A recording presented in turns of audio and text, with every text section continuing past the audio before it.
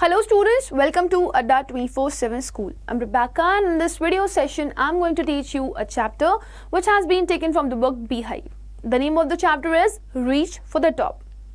So my dear student, इस story में आपको दो parts मिलेंगे. The first is of Santosh Yadav and the second one is of Maria Sharapova.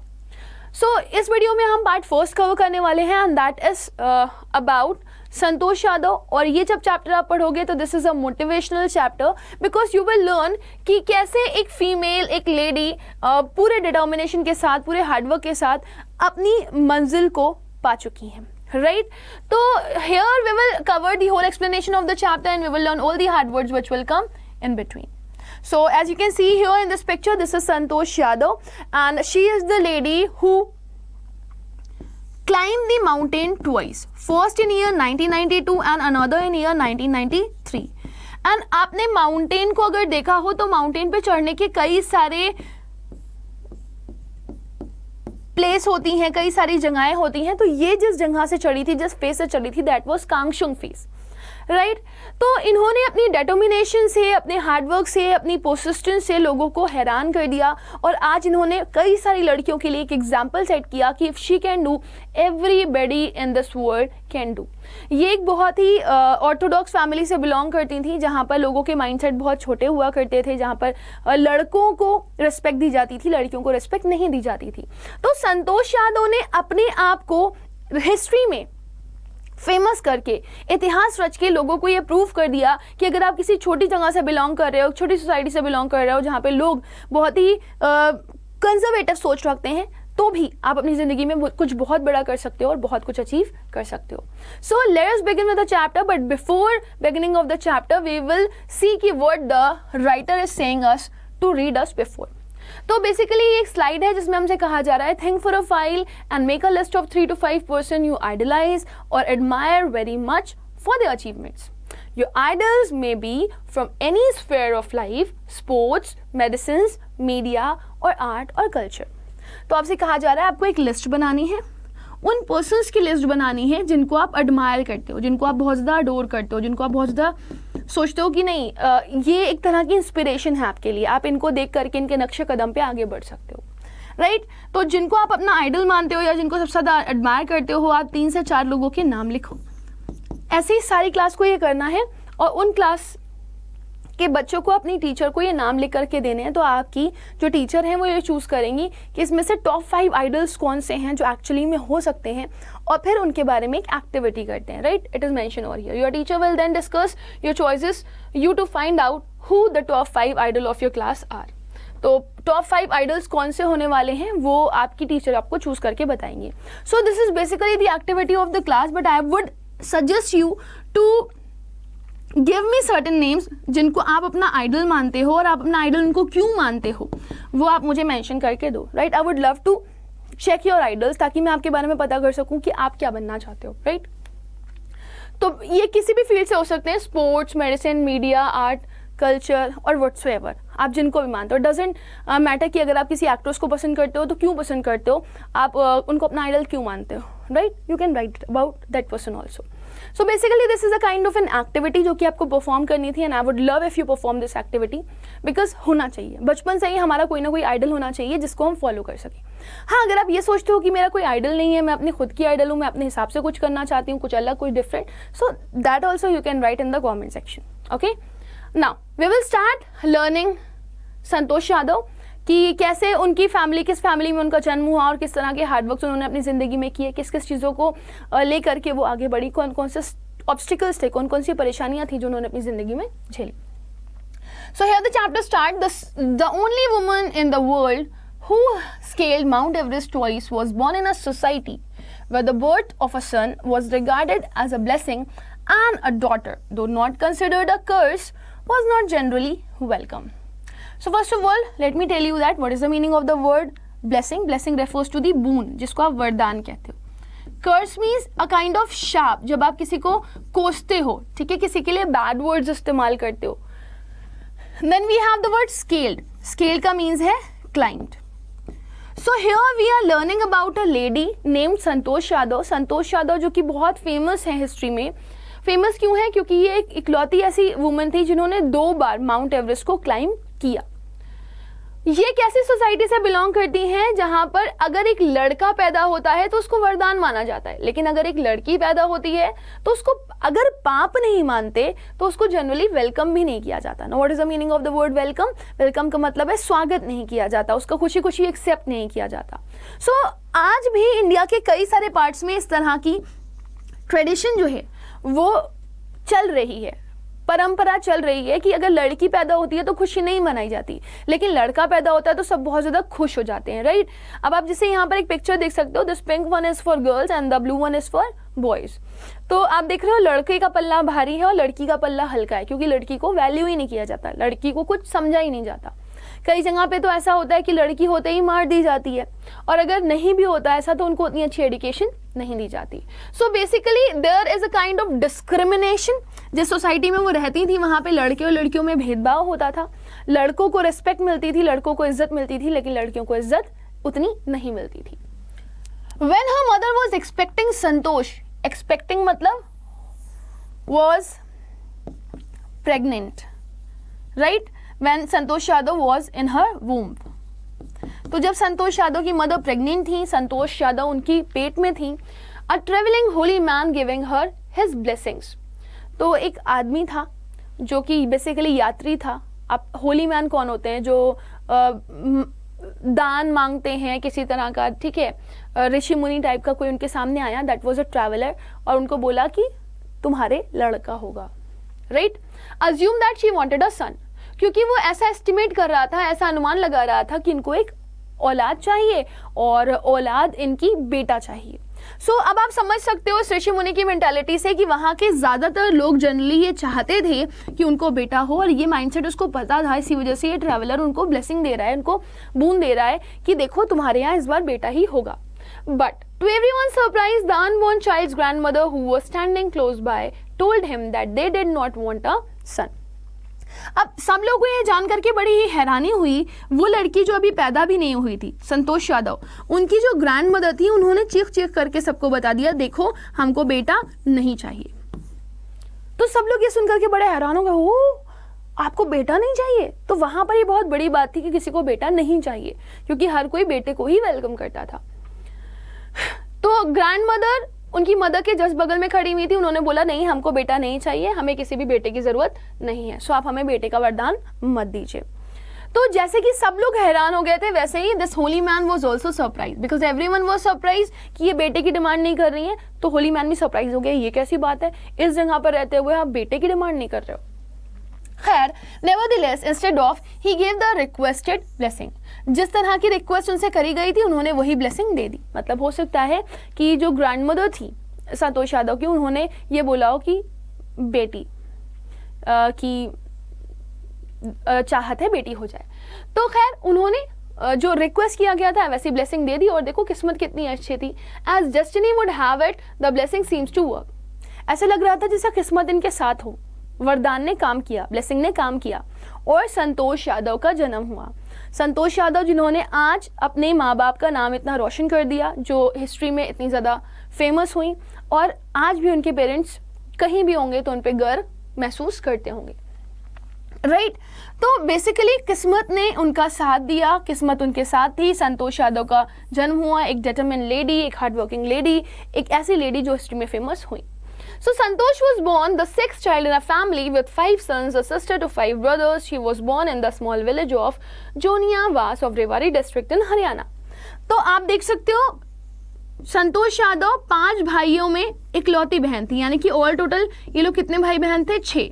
तो 5 लड़कों के बाद एक लड़की पैदा हुई, सबसे छोटी लड़की, वो 5 भाइयों की इकलौती बहन थी। सो 5 भाई इकलौती बहन, और उस इकलौती बहन ने अपनी जिंदगी में कितना कुछ कर लिया, कितना कुछ अजीब कर लिया। Can you guess that? So पैदा कहाँ हुई है वो? हरियाणा के रेवाड़ी डिस्ट्रिक्ट में जोनियावास में।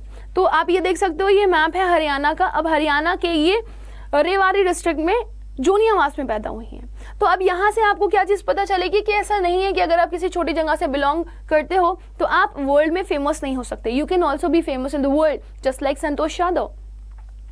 She made her name, you can also be, ठीक, तो छोटी जगह मैटर नहीं करती कि आप बहुत छोटी सी जगह पे रहते हो और बहुत छोटी सी प्लेस पे रहते हो, मैटर करती है आपकी डिटर्मिनेशन, आपकी विल पावर कि आप क्या बनना चाहते हो। तो इतनी सारी प्रॉब्लम्स होने के बाद भी संतोष यादव धीरे धीरे आगे बढ़ रही थी। अब एक सबसे बड़ी प्रॉब्लम तो उनके रास्ते में यही थी कि एक ऑर्थोडॉक्स फैमिली में उनका जन्म होना, एक ऐसी जगह पे उनका जन्म होना जहाँ पे लोग कंजर्वेटिव सोच रखते हैं। The girl was given the name Santosh, which means contentment. But Santosh was not always content with her place in a traditional way of life. She began living her life on her own terms from the start. Now, if you can see here, the girl means Santosh Yadav. वो जो लड़की पैदा हुई उसका नाम रखा गया संतोष। संतोष का मतलब क्या होता है? कंटेंटमेंट, यानी कि सेटिस्फैक्शन। आपको जब संतुष्टि होती है किसी चीज से, आपको लगता है हाँ ये सारी चीजें ठीक है ना, हम satisfied. But Santosh was not always content. लेकिन यहाँ पे बताया गया है कि जो संतोष यादव थी उन्हें कभी भी इस चीज से संतुष्टि मिली ही नहीं। जिस जगह पे रहती थी वो उस जगह से बिल्कुल भी खुश नहीं थी, क्योंकि वहाँ पे जो रीति रिवाज थे, जो ट्रेडिशंस थे, जो कस्टम्स थे, वो उन्हें बिल्कुल भी पसंद नहीं थे। जिस तरह से लोग अपनी जिंदगी को जी रहे थे उन्हें वो पसंद नहीं था कि लड़कियों को कम माना जाता है और लड़कों को सारी रिस्पेक्ट दी जाती है। She began living life on her own terms from the start. तो शुरुआत से ही वो बहुत ही ज्यादा स्टबर्न टाइप की थी। उन्होंने कभी किसी को सुना नहीं, उन्होंने हमेशा जिंदगी अपने हिसाब से ही जी। Where other girls wore traditional Indian dresses, Santosh preferred shorts. Now, if you can see here with these two lines, you can say that the Santosh Yadav was a rebel kind of personality. जहाँ पे गांव की सारी लड़कियां salwar suit पहनती थी, वो prefer करती थी कि वो शॉर्ट्स पहने, इस तरह के ड्रेस। सो आप ये देख सकते हो इस पिक्चर में कि ये इस तरह का ड्रेस अपीयरेंस रहता था संतोष यादव का, क्योंकि लड़कों में ही पली बड़ी थी वो, तो उन्हें शॉर्ट्स, टी शर्ट्स ये सब पहनने का शौक आता था। Looking back, she says, now from the very beginning, I was quite determined that if I chose a correct and a rational path, the others around me had to change, not me. तो जब उनका interview लिया जा रहा था तो वो कहती हैं कि मेरे दिमाग में हमेशा से ही एक चीज़ थी, and that was I was sure of, मैं बहुत ज़्यादा डिटरमिन्ड थी। मैंने ये दृढ़ निश्चय कर लिया था कि अगर मैं किसी चीज़ को चूज़ करती हूँ और मैं कोई ऐसा पाथ चूज़ करती हूँ जो कि रैशनल पाथ है, जिसके हिसाब से लोग नहीं चलना चाहते या जो लोगों के हिसाब से नहीं है, तो मैं नहीं जानती, मुझे इससे कोई भी फ़र्क नहीं पड़ता, लोगों को बदलना पड़ेगा, मैं नहीं बदलूंगी। लोग अपना माइंडसेट चेंज करें, मैं अपना माइंडसेट चेंज नहीं करने वाली।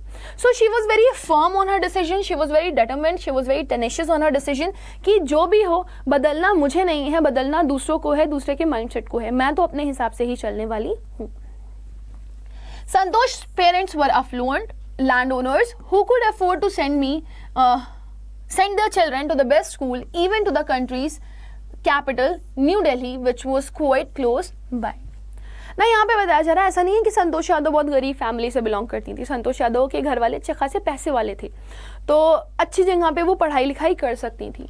अफ्लुएंट मतलब होता है रिच, तो ज़मींदार थे ये लोग और अच्छे पैसे वाले ज़मींदार थे। ये अपने बच्चों को भेज सकते थे अच्छे स्कूल में, और तो और ये दिल्ली में भी अपने बच्चों को पढ़ा सकते थे, इनके पास इतना पैसा था। But in line with the prevailing custom in the family, Santosh had to make to with the local village school. अब इन लाइन विद का मतलब क्या है? अकॉर्डेंस विद और फॉलोइंग। प्रिवेलिंग कस्टम मतलब जिस तरह के रीति रिवाज और जिस तरह की चीज़ें उनके गांव में थी, या जिस तरह की रिवाज से वो लोग बिलोंग करते थे, जिस तरह के कस्टम से वो लोग बिलोंग करते थे, वहाँ पर कभी लड़कियों को रिस्पेक्ट दी ही नहीं गई। वहाँ पे लड़कियों को कभी अच्छे स्कूल में भेजा ही नहीं जाता था, क्योंकि ऐसा माना जाता था लड़की बड़ी हो गई, उसको शादी करके ब्याह करके घर भेज दो, वो कुछ नहीं कर सकती। It was just like that. तो अब जैसा कि रिवाज था, जैसा कि कस्टम था, उनको भी अच्छे स्कूल में पढ़ाई लिखाई नहीं मिली, उनको गांव के ही एक लोकल विलेज स्कूल था उसी में भेज दिया गया था, वहीं से ही उन्होंने अपनी पढ़ाई लिखाई करी। So this was bad. इतना पैसा होते हुए भी उनके घर वाले उनको पढ़ाना नहीं चाहते थे, क्योंकि वो एक फीमेल थी, वो एक लड़की थी। So she decided to fight the system in her own quiet way when the right moment arrived. तो उन्होंने ये ठान लिया था, डिसाइड कर लिया था कि वो ये जो परंपरा है, जो रीति रिवाज है, वो उससे फाइट करेंगी, उससे लड़ेंगी, लेकिन हाँ अपने तरीके से, शांत रह करके, चुप रह करके। उन्हें बहुत ज़ोर ज़ोर से आर्ग्यूमेंट्स नहीं करने थे, बहुत फाइट नहीं करनी थी। उन्होंने बहुत शांति से, पीसफुली इस लड़ाई को लड़ा, लेकिन उन्होंने ये भी सोचा कि वो तब इस चीज़ के लिए लड़ेंगी जब सही मोमेंट आएगा। And the right moment came when she turn 16, और सही समय तब आया जब वो कितने साल की हो गई थी? 16 साल की. At 16, most of the girls in her village used to get married. Santosh was also under pressure from her parents to do the same. अब जब लड़कियां इनके गांव में 16 साल की हो जाती थी तो उनकी शादी करवा दी जाती थी. This was a custom, right? तो इनके ऊपर भी प्रेशर डाला जा रहा था, इनके पेरेंट्स के ऊपर भी प्रेशर डाला जा रहा था कि देखो लड़की बड़ी हो रही है, उसकी शादी कर दो. तो अब समझ रहे हो ना आप, एक रीति रिवाज था, एक कस्टम था जिसको फॉलो करना था इनको, इनके पेरेंट्स को, और उन्हीं के हिसाब से इनको चलना था. But a marriage as early as that was the last thing on her mind. अब उन्होंने सोचा 16 साल की उम्र में मैं शादी कर लूं, मैं ये नहीं करने वाली, क्योंकि मेरे दिमाग में ये है ही नहीं, मुझे अपनी जिंदगी में कुछ करना है, कुछ बड़ा हासिल करना है. She threatened her parents she would never marry if she did not get a proper education. तो उन्होंने अपने घर वालों को बोल दिया, मम्मी पापा सुन लो, अगर मुझे ढंग की पढ़ाई नहीं मिली तो मैं नहीं शादी वादी करने वाली, बिठाल के रखना मुझे अपने घर पे. She left home and got herself enrolled in a school in Delhi. तो उन्होंने घर छोड़ दिया, वो दिल्ली के एक स्कूल में चली गई और उन्होंने दिल्ली के स्कूल में जाकर के अपना एनरोलमेंट करवा लिया. That means she took admission there. उन्होंने शादी से मना कर दिया. When her parents refused to pay for her education, और जब उनके मम्मी पापा ने बोला कि देखो हम तुम्हारी पढ़ाई वढ़ाई के लिए पैसा नहीं देंगे, she politely informed them of her plans to earn money by working part time to pay her school fees. उन्होंने कहा कोई बात नहीं, आपको अगर हमारी पढ़ाई के लिए पैसा नहीं देना है तो रहने दो, हम अपनी खुद कुछ पार्ट टाइम जॉब कर लेंगे, कहीं पे काम वाम कर लेंगे और हम हमारी फीस खुद पे कर देंगे. तो उन्होंने बड़ी शांति से बोला आपको नहीं करना है मत करो, मैं अपने घर पर नहीं रहने वाली, मेरे को पढ़ाई करनी है और मैं अपनी फीस खुद दे दूंगी. Her parents then agreed to pay for her education. फिर उसके बाद उन्होंने जब रेबेल किया एक शांत तरीके से, एक पोलाइट तरीके से, तो इनके पेरेंट्स जैसे तैसे करके मान गए, अच्छा ठीक है, ज़्यादा नाराज मत हो, गुस्सा मत हो, हम तुम्हारी एजुकेशन के लिए फी पे कर देंगे. Now, wishing always to study a bit more and with her father slowly getting used to her urge for more education, Santosh passed the school examination and went to Jaipur. She joined Maharani College and got a room in Kasturba Hotel. Wishing always to study मतलब ये बताया जाता है कि संतोष यादव हमेशा से ही पढ़ना चाहती थी. वो उनके साथ कभी ऐसा नहीं था कि उन्हें पढ़ाई में मन ना लगा हो. अब वो और पढ़ना चाहती थी. जब एक स्टेप खत्म हुआ तो वो और पढ़ाई करना चाहती थी. And with her father slowly getting used to her urge. Urge का मतलब है डिजायर. अब धीरे धीरे वो अपने फादर को अपने तरीके से मूव करवा रही थी, यानी कि जैसे जैसा वो अपने पापा से कहती थी उनके पापा वो कर रहे थे, क्योंकि वो पढ़ना चाहती थी तो उनके पापा ने उनको मना भी नहीं किया, उनके डिजायर्स को डिनाई भी नहीं किया. अब उन्होंने आगे पढ़ने की इच्छा जाहिर करी तो उनके पापा ने उनको आगे पढ़ने दिया. Santosh pass the high school examination and went to Jaipur. जब इन्होंने अपना हाई स्कूल पास कर दिया तो ये कहाँ चली गई? जयपुर. इन्होंने महारानी कॉलेज ज्वाइन कर लिया और वहाँ पर ही एक रूम ले लिया था कस्तूरबा होटल में. तो बेसिकली शी वाज लाइक कि नहीं, मुझे पढ़ाई करनी है और मुझे अपनी पढ़ाई अच्छे तरीके से करनी है, मुझे अपनी ज़िंदगी में कुछ बहुत बड़ा करना है. तो इसके लिए उन्होंने हर रेबेल किया और इन्होंने हर तरीके से जो ये एफर्ट्स डाल सकती थी अपनी पढ़ाई के लिए इन्होंने किए. इन्होंने अपने पापा को कन्विंस किया और इन्होंने अपने पापा को इस तरीके से कन्विंस कर लिया था कि इनके पापा भी इनकी आगे की एजुकेशन के लिए तैयार थे. तो उन्होंने जयपुर में जा करके महारानी कॉलेज में एडमिशन लिया और फिर वो कस्तूरबा होटल में रहने लगी. मतलब एक तरीके का होटल नहीं बोलूँगी मैं, हॉस्टल था वो, जहाँ पे लड़कियाँ पढ़ाई लिखाई के लिए स्टे करती थी. संतोष रिमेंबर, संतोष कहती है मैं याद करती हूँ Kasturba hotel face the Aravalli hills. जिस हॉस्टल में वो रहती थी वो हॉस्टल ऐसा था कि अगर आप वहाँ की खिड़की से सामने देखो तो आपको दिखेगा Aravalli hill. I use to watch villages from my room. मैं अक्सर देखा करती थी कि जो गांव के लोग हैं वो कहाँ जाते हैं, वो अरावली हिल्स पे जाते हैं. Going up the hill and suddenly vanished after a while. वो ऊपर जाते हैं और थोड़ी देर बाद वो गायब हो जाते हैं. One day I decided to check it out myself. एक दिन उन्होंने कहा कि मैं खुद से इस चीज़ को चेक करूंगी कि आखिर माजरा क्या है कि लोग ऊपर जाते ही गायब क्यों हो जाते हैं, क्या है ये हिल्स में जो ये लोग ऊपर जाने के बाद गायब हो जाते हैं. So check it out by self का मतलब है कि वो खुद से इस चीज को फाइंड करेंगे. I found nobody except a few mountaineers. वो वहां पर गई चेक करने के लिए तो उन्हें कोई भी नहीं मिला सिवाय कुछ माउंटेनियर्स के, मतलब जो अक्सर पहाड़ चढ़ा करते थे. I asked if I could join them. उन्होंने इन लोगों से पूछा क्या मैं आपको ज्वाइन कर सकती हूँ, क्या मैं भी अरावली हिल्स पे आपके साथ चढ़ सकती हूँ. टू माई प्लेजेंट सरप्राइज, वो कहती है मुझे बहुत हैरानी हुई और साथ में मुझे बहुत खुशी भी हो रही थी. दे आंसर्ड इन द अफर्मेटिव, मतलब उन्होंने मुझे एक पॉजिटिव रिप्लाई दिया कि हाँ मैं उन्हें ज्वाइन कर सकती हूँ. And motivated me to take to climbing. और उन्होंने मुझे हौसला भी दिया, मुझे बढ़ावा भी दिया, मेरा हौसला बढ़ाया कि नहीं नहीं तुम तो इवन क्लाइंबिंग कर सकती हो, तुम तो माउंट एवरेस्ट क्लाइंब कर सकती हो, it's very easy, so come up with me and we will do that so together. Now Then there was no looking back for this determined young girl। अब क्योंकि जो संतोष यादव थी वो बहुत ही डिटर्मिन्ड थी और हमेशा से ही उनके अंदर एक चीज़ रही थी, उन्होंने जो सोच लिया उन्हें वो करना है। तो उनकी टेनेशियस लेवल तक की थी, उनका विल पावर इतना स्ट्रॉन्ग था कि उन्होंने कभी भी अपनी ज़िंदगी में पीछे पलट करके नहीं देखा। इसी वजह से बोला जा रहा है she was determined young girl. तो इन्होंने कभी भी पीछे पलट करके नहीं देखा, इन्होंने कहा कि नहीं कुछ भी हो जाए मेरे को आगे बढ़ना ही बढ़ना है अपनी ज़िंदगी में। She saved money and enrolled in the course at Uttarkashi's Nehru institute of mountaineering. तो उन्होंने जैसे तैसे करके अपने पैसे बचाए और फिर उन्होंने एडमिशन ले लिया उत्तरकाशी नेहरू इंस्टीट्यूट में, जो क्या करवाता था, माउंटेनियरिंग की प्रैक्टिस करवाता था कि कैसे आप पहाड़ को चढ़ोगे और कैसे आप अपने ऑब्स्टिकल्स को दूर करोगे। तो इनके मन में था कि इन्हें पहाड़ चढ़ना है, माउंटेन क्लाइंब करना है, इन्होंने कर लिया। My college semester in Jaipur was to end. वो कहने लगी कि जब जो मेरा कॉलेज सेमेस्टर था वो ख़त्म होने वाला था जयपुर में, वो टाइम था अप्रैल का, वो याद करती हैं इस चीज़ को, but it ended on 19th of May। लेकिन अप्रैल में ये ना ख़त्म होकर के ये 19 मई को ख़त्म हुआ। सो आई वॉज लाइक कि मुझे ये नेहरू उत्तरकाशी का नेहरू इंस्टीट्यूट तो ज्वाइन करना ही करना है, लेकिन वो वेट कर रही थी कि किसी तरीके से उनके जयपुर वाले सेमेस्टर ख़त्म हो तो फिर वो उसको ज्वाइन करें। इन्होंने एस्टिमेशन लगाया था कि वो अप्रैल में ही ख़त्म हो जाएगा, लेकिन ख़त्म होते होते उसको 19th में लग गया। And I was suppose to be in Uttarkashi on the 21st।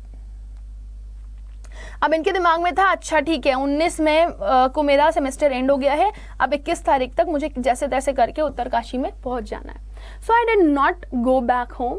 वो घर नहीं गई, इसके बजाय वो कहाँ चली गई, वो सीधे ट्रेनिंग के लिए चली गई। I had to write a letter of apology to my father without whose permission I had got myself enrolled at Uttarkashi. वो कहती है हाँ लेकिन मुझे एक माफ़ी वाला लेटर लिखना पड़ा था। मैंने अपॉलजी का एक लेटर लिखा, अपने पिताजी से माफ़ी मांगी कि मैं आपके बिना इजाज़त के उत्तरकाशी में एडमिशन ले चुकी हूँ और मैं अब वहाँ पर जा रही हूँ माउंटेनियरिंग सीखने के लिए। तो उन्होंने एक लेटर अपने पिताजी को भेज दिया कि उन्होंने अपने पिताजी से परमिशन नहीं मांगी है, इस चीज़ के लिए वो शर्मिंदा है, लेकिन अब उन्होंने उत्तरकाशी इंस्टीट्यूट में एडमिशन ले लिया है। Thereafter Santosh went an expedition every year। और इसके बाद वो हर साल अपनी जर्नी पर निकल जाती थी for the climbing। Her climbing skill matured। और धीरे धीरे उनकी जो क्लाइंबिंग स्किल थी वो मेच्योर कर रही थी, डेवलप कर रही थी। और यहाँ पे बताया जाता है it was not actually slowly और ग्रेजुअली, इट वॉज रैपिडली, क्योंकि उनके अंदर डिटर्मिनेशन थी, उनके अंदर विल पावर था, वो हमेशा से ही इस चीज़ को लेकर के ठान चुकी थी कि उन्हें माउंटेन क्लाइंब करना है। ये होता है जब आप अपने आप को पॉजिटिव करते हो ना किसी चीज़ के टुवर्ड कि आपको ये करना है, तो आप वो चीज़ कर लेते हो ज़िंदगी में। तो उन्होंने क्या कहा, she will climb the mountain. Also she developed a remarkable resistance to cold and the altitude. वो कहती हैं कि यही नहीं, उन्होंने सिर्फ क्लाइंबिंग ही नहीं सीखी, उन्होंने अपने अंदर एक और रेजिस्टेंस डेवलप करी कि ठंड उनको इफेक्ट नहीं करेगी। राइट, रेजिस्टेंस का मतलब क्या है, she will not get affected to cold, उन्हें ठंड असर नहीं करेगी। अब आप जानते हो ना, माउंट एवरेस्ट अगर किसी को चढ़ना है तो बर्फीली जगह है, ठंडी ठंडी हवाएं चलती हैं वहाँ पे, इतनी ठंड होती है, तो उन्होंने उस चीज़ को रेजिस्ट करने की कोशिश करी एंड शी सेड दैट कि वो माउंटेन चढ़ेगी। तो इन्होंने हर पॉसिबल एफर्ट किया जिससे कि ये एक अच्छी माउंटेनियर बन पाए और ये माउंट एवरेस्ट को चढ़ पाए। तो जैसे जैसे ये चीज़ों को सीख रही थी वैसे वैसे ये अपने अंदर बहुत सारी चीज़ें डेवलप कर रही थी।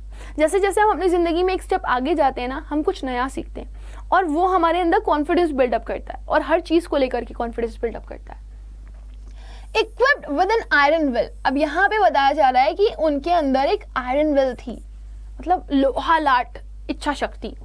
फिजिकल एंड्योरेंस, एंड्योरेंस का मतलब होता है स्ट्रेंथ, फिजिकल क्षमता, एंड अमेजिंग मेंटल टफनेस। और यहाँ से दिमाग से वो स्टिफ हो चुकी थी कि मुझे करना ही करना है। She proved herself repeatedly. तो उन्होंने अपने आप को बार बार ये प्रूव कर दिया कि she can climb the mount Everest. So क्या ऐसी 3 चीजें थी जिसकी वजह से संतोष यादव इस लेवल तक पहुंच पाई कि वो 2-2 बार माउंट एवरेस्ट को क्लाइंब कर पाई। पहला, उनकी strong iron will, second is उनकी फिजिकल स्ट्रेंथ, और थर्ड उनका जो मेंटल टफनेस था, जो दिमाग से वो इतनी ज़्यादा तेज थी।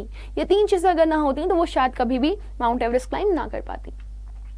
The culmination of her hard work and sincerity came in 1992. वो कहती है जो मेरा एंड था, मेरे एफर्ट्स का जो एंड था, हार्डवर्क का जो एंड था, जो मेरी सिंसियरिटी का एंड था, वो 1992 में आया, जब मुझे पहली बार मौका मिला कि मैं अपने आप को प्रूव कर सकती थी. Just 4 years after, she had shyly asked the Aravalli mountaineers if she could join them. 4 साल बाद उन्होंने जो अरावली माउंटेनियर्स थे उनसे बोला कि क्या मैं आपको ज्वाइन कर सकती हूँ, because I just wanna go ahead, मुझे माउंटेन क्लाइंब करना है, and that too Mount Everest. तो इन्होंने जब अपनी ट्रेनिंग स्टार्ट करी, उस ट्रेनिंग के 4 साल बाद she was completely ready from her mind, from her physical strength, from her will power कि मेरे को अपनी ज़िंदगी में बहुत कुछ करना है और मुझे माउंट एवरेस्ट क्लाइंब करना है. तो 4 साल के बाद ही वो इस चीज़ के लिए रेडी हो गई थी. At barely 20 years of age, शायद वो 20 साल की रही होंगी, Santosh Yadav scaled mount Everest. 20 साल की उम्र में उन्होंने माउंट एवरेस्ट चढ़ लिया, becoming the youngest woman in the world to achieve the feat. अब ये जो गोल था वो उन्होंने अचीव कर लिया था इतनी कम उम्र में. वो यंगेस्ट फीमेल थी, यंगेस्ट वुमन थी जिसने माउंट एवरेस्ट क्लाइंब किया था. If her climbing skills, physical fitness and mental strength impressed her senior, her concern for others and desire to work together with them found her a special place in the heart of fellow climbers. उन्हें जितने भी लोग थे जो साथ में उनकी climbing करते थे वो बहुत ज़्यादा पसंद करते थे. क्यों? क्योंकि उनके अंदर कुछ अच्छी क्वालिटीज़ थी. What were that? उनकी क्लाइंबिंग स्किल्स अच्छी थी, उनकी फिजिकल फिटनेस अच्छी थी, उनकी मेंटल स्ट्रेंथ भी अच्छी थी. तो ये सारी चीज़ें उनके सीनियर्स को इम्प्रेस कर रही थी. अगर ये सारी चीज़ें उनके सीनियर्स को इम्प्रेस करती थी तो उनके जो फेलो क्लाइंबर्स थे उनको क्या चीज़ अच्छी लगती थी? संतोष यादव की कंसर्न फॉर अदर्स. वो दूसरों के लिए बहुत ज़्यादा कंसर्न रहती थी. उनका दिल बहुत सॉफ्ट था, बहुत ही सॉफ्ट हार्टेड थी वो, और वो हमेशा दूसरों की मदद के लिए रेडी रहती थी. And she desire to work together with them. और वो हमेशा टीम में वर्क करना चाहती थी. वो कभी भी सिंगल अहेड जाना नहीं चाहती थी, वो सिंगल लीड नहीं करना चाहती थी. तो इनके मन में एक स्पेशल प्लेस थी लोगों के लिए, अपने फेलो क्लाइंबर्स के लिए. अपने दिल में इन्होंने एक जगह बना करके रखी थी कि अगर किसी को किसी भी तरह की परेशानी होगी तो मैं उसका सहारा बनूंगी, मैं उसको सपोर्ट करूंगी. तो इनके अंदर बिल्कुल भी बोलते नहीं सेल्फ सेंटर्डनेस नहीं थी कि बस मुझे माउंटेन क्लाइंब करना है. इनके दिमाग में ये था कि अगर कोई भी पर्सन आएगा मेरे आसपास तो मैं उसकी मदद भी करूंगी, अगर उसको किसी तरह की परेशानी होती है तो मैं उसका सहारा भी बनूंगी. During 1992 Everest mission, Santosh Yadav provided special care to a climber who lay dying at South Col. अब यहाँ पर बताया जा रहा है कि 1992 में जब ये एवरेस्ट मिशन को कंप्लीट कर रही थी तो इन्होंने देखा कि एक क्लाइंबर है जो कि बस लगभग मरने के करीब है. तो इन्होंने उसको स्पेशल केयर दिया, उसको बहुत सपोर्ट किया, उसका बहुत साथ दिया. She was unfortunately successful in saving him. Unfortunately मतलब दुर्भाग्यवश वो उन्हें बचा नहीं पाई, वो उनकी जान को नहीं बचा पाई, और दोनों ने एफर्ट्स पूरे किए थे कि वो जैसे तैसे करके उनकी जान बचा लें. However, हालांकि she manage to save another climber Mohan Singh, लेकिन हाँ इन्होंने एक और आदमी की जान बचा ली थी जिसका नाम था Mohan Singh, who would have met with the same fate and she not shared her oxygen with him. तो यहाँ पर उन्होंने क्या किया था, उन्होंने इस आदमी के साथ, मोहन सिंह के साथ अपना ऑक्सीजन सिलेंडर शेयर किया था ताकि वो उसको ऑक्सीजन दे पाए, वो ब्रीथ कर पाए और वो प्रॉपरली माउंट एवरेस्ट पे से नीचे उतर पाए. तो बेसिकली किस्मत थी इनकी कि ये उस पर्सन की जान बचा पाई थी, और इस तरीके से उन्होंने अपनी जर्नी को कंप्लीट किया. Within 12 months, Santosh found herself a member of an Indo-Nepalese women's expedition that invited her to join them. फिर एक और न्यू ग्रुप था जिसका नाम था Indo Nepalese group, women's expedition का. उन्होंने उनको इनवाइट किया, उन्होंने कहा कि आओ चलते हैं ऊपर, माउंट एवरेस्ट क्लाइंब करते हैं 12 महीने बाद. She then again climbed the Everest a second time. अब ये फिर माउंट एवरेस्ट को क्लाइंब करने वाली हैं दूसरी बार, thus setting a record as the only woman to have scaled the Everest twice. तो इस तरीके से इन्होंने एक रिकॉर्ड बना लिया कि ये एक इकलौती ऐसी वुमन थी जिसने 2 बार माउंट एवरेस्ट क्लाइंब किया. माउंट एवरेस्ट क्लाइंब करना is not an easy task, बहुत सारे एफर्ट्स लगते हैं, बहुत ज़्यादा हार्डवर्क लगता है और ज़िंदगी का रिस्क भी होता है. And securing for herself and India a unique place in the annals of mountaineering. अब इन्होंने एक रिकॉर्ड बनाया, एक हिस्टोरिक रिकॉर्ड बनाया. इंडिया को इन्होंने बहुत ज़्यादा रिस्पेक्ट दिलवाई। क्यों? क्योंकि इंडिया वो पहला देश बना जिसमें एक लड़की जो कि बहुत यंग एज पर 2 बार माउंट एवरेस्ट चढ़ चुकी थी। In recognition of her achievements, the Indian government bestowed upon her one of the nation's top honors, the Padma Shri. अब यहाँ पर ऐसा नहीं था कि इनको रिस्पेक्ट नहीं मिली, इज्जत नहीं मिली, इनको फुल ऑन इज्जत दिया गया। हमारे भारत में इनको जो अवार्ड्स था, जो बहुत ही सम्मानित अवार्ड कहा जाता है, पद्मश्री अवार्ड, उससे इनको नवाजा गया। तो इन्हें पद्मश्री अवार्ड दिया गया था इनके अचीवमेंट के लिए कि इन्होंने इनके जो भारत है उसका नाम रोशन किया है। Describing her feelings when she was literally on top of the world, Santosh has said it took some time for the enormity of the moment. वो कहती हैं, मतलब अपनी फीलिंग्स को शेयर कर रही हैं। जब उनसे किसी ने पूछा कि आप ये बताइए जब आप माउंट एवरेस्ट पे पहुंच गई तो वहां पहुंच करके आपको कैसा फील हो रहा था, तो वो अपनी फीलिंग्स को शेयर करती हैं कि जब आप टॉप ऑफ द वर्ल्ड पहुंचते हो ना, दुनिया के टॉप पे, तो एक अमेजिंग फीलिंग होती है, एक बहुत शानदार मोमेंट होता है, एक बहुत शानदार, एक बहुत ग्रेट मोमेंट जिससे आप एक्सप्लेन भी नहीं कर सकते। टू सिंक इन, मतलब जिसको आप समझ ही नहीं पाते हो, कुछ देर के लिए तो आपको समझ ही में नहीं आता है कि आपने क्या कर लिया है। Then I unfold the Indian tricolour and held it aloft. फिर इन्होंने क्या किया, इन्होंने जो झंडा था भारत का उसको निकाला, उसको अनफोल्ड किया, फहरा दिया, वो भी high on the roof of the world. The feeling is indescribable. वो कहती हैं कि मैं इस फीलिंग को डिस्क्राइब नहीं कर सकती कि मुझे कितना अच्छा फील हो रहा था जब मैंने अपने भारत का झंडा दुनिया के टॉप पर फैलाया। Amazing feeling, can't explain. The Indian flag was flying on the top of the world. जो हमारा भारतीय झंडा था वो दुनिया के टॉप पर लहरा रहा था।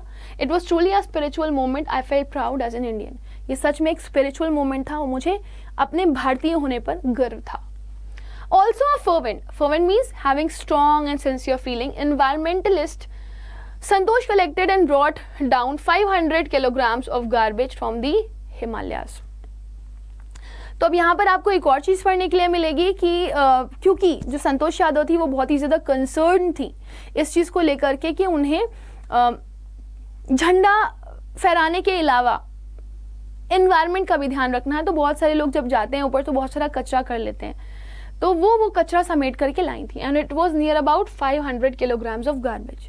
So it is said that कि उन्होंने एक महान काम किया था एंड दैट टू बी, जो कि काबिले तारीफ था। राइट, आई होप स्टूडेंट्स कितना आप लोग को यहाँ तक क्लियर हो गया होगा। Now with this we have come to the end of the session students. I hope कि आप लोग को ये चैप्टर अच्छे से समझ में आ गया होगा। And if you people have any doubt you may post me in the comment section कि ये मेरा डाउट है ma'am, please do solve it. और मैं आप लोग को बोलना चाहती हूँ, अगर अभी तक आप लोगों ने हमारे चैनल को सब्सक्राइब नहीं किया, do subscribe it as much as possible and do not forget to like it and share it if you are liking it. So thank you, thanks a lot, bye bye and take care.